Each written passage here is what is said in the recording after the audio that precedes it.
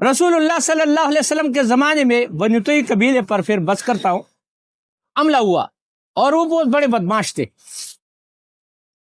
جب حملہ ہوا تو 2-3 دن کے بعد وہ قیدیوں کو پیش کیا، تو قیدیوں کے اندر ایک لڑکی تھی، اور بالاتفاق وہ لڑکی کے سر پر چادر بھی نہیں تھی، وہ جوان تھی۔ پیغمبر صلی اللہ علیہ وسلم نے جب اس طرح دیکھا، صحابہ سے کہا کہ ارے یہ تو لڑکی ہے، جوان بھی ہے، اور سر پر دوپٹہ بھی نہیں ہے۔ صحابہ کرام نے کہا یا رسول اللہ مشرک کی بیٹی ہے، تو پیغمبر نے فرمایا بیٹی بیٹی ہے، اگرچہ مشرک کی ہے، اگر کہ کافر کی بیٹی ہے تو بیٹی ہے۔ اور یہ میری چادر جو ہے، پیغمبر صلی اللہ علیہ وسلم نے فرمایا میری چادر جو ہے کملی، یہ لے جاؤ اور اس لڑکی کے سر پر ڈالو۔ لڑکی تو ڈر رہی تھی قتل سے، کیونکہ قیدی تھے، بنو تیمور قبیلے کا قیدی، بڑے بدماش تھے، علادہ تاریخ ہے ان کا، لیکن وہ ڈر گئی۔ لیکن جب اس نے پیغمبر صلی اللہ علیہ وسلم نے چادر بھیجی، اور چادر جب اس نے اپنے آپ پر ڈال دی تو پاؤں کے اندر حرکت پیدا ہو گئی، پیغمبر کی طرف چل پڑی، پیغمبر کے قریب آ گئی، اور پیغمبر سے فرمایا اللہ کے رسول درخواست کرتی ہوں کہ مجھے آزادی دے دیں۔ تو پیغمبر صلی اللہ علیہ وسلم نے فرمایا افصحی یا بنت، بیٹی وضاحت کر کون ہے تو؟ انہوں نے کہا اے اللہ کے رسول، میرا بابا جو تھا، میرا والد جو بہت سخی آدمی بہت نیک آدمی گزر چکا ہے، لیکن اسلام سے پہلے نیک آدمی تھا۔ انہوں نے کہا باپ کون ہے؟ من ابو کی یا بنت، وضاحت کر۔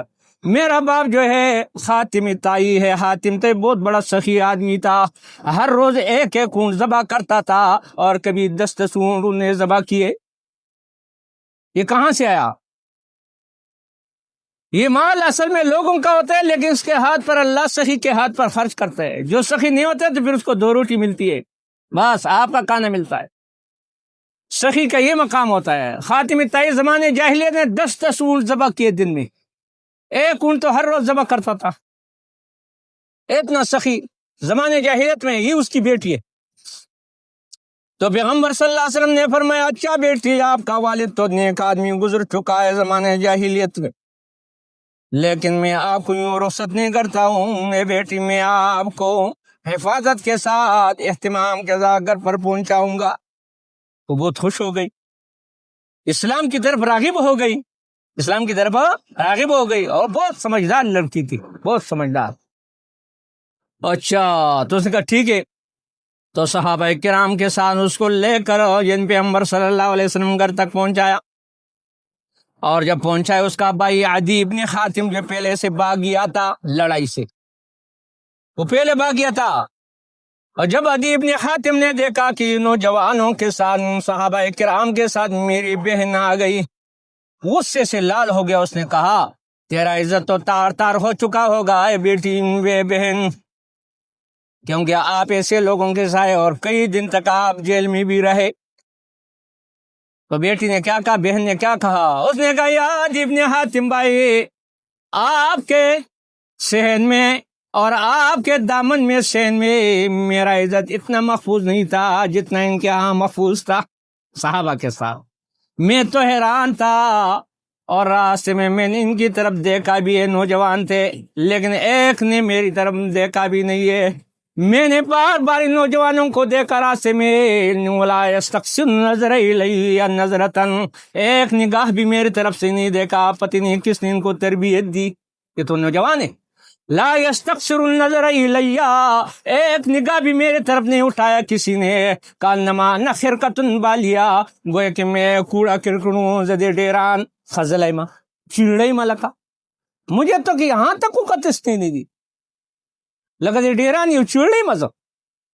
تو اس نے کہا ایسا ہے؟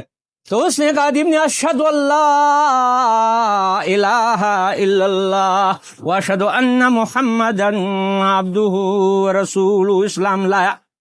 اور اس نے کہا ہر کمان میں نے اس کے اندر 3 یعنی حالات دیکھی ہیں۔ بہن کہتی ہے کہ وہ بادشاہ، میں نے کہا بادشاہ ہے یا نبی ہے پتہ نہیں ہے، لیکن پھر میں نے کہا بادشاہ تو نہیں ہو سکے، بادشاہ تو ڈرتا ہے، وہ تو اکیلا تھا، صحیح ہے کہ نہیں ہے؟ اور دوسرے صفات ان کے بادشاہوں کے ہیں۔ لہذا جاؤ، ان کے اندر 3 صفات ہے بیٹی نے کہا، اور ان کے پاس جاؤ۔ عدی بن حاتم جب پہنچ گیا تو اس کے پاس مثال کے طور پر کیا ہے؟ تلوار بھی ہے اور مسلح ہے۔ جب گیا تو پیغمبر صلی اللہ علیہ وسلم کھڑے ہو گئے اور ان کو پکڑ لیا، لے آیا، آؤ بیٹھ جاؤ ادھر، صحیح ہے کہ نہیں؟ تو اس نے 3 صورتیں اس کے اندر دیکھی کہ واقعی یہ 3 صورت بادشاہوں کے نہیں ہے، یہ اللہ کا نبی ہے، یہ اللہ کا نبی ہے۔ چلو انشاءاللہ پھر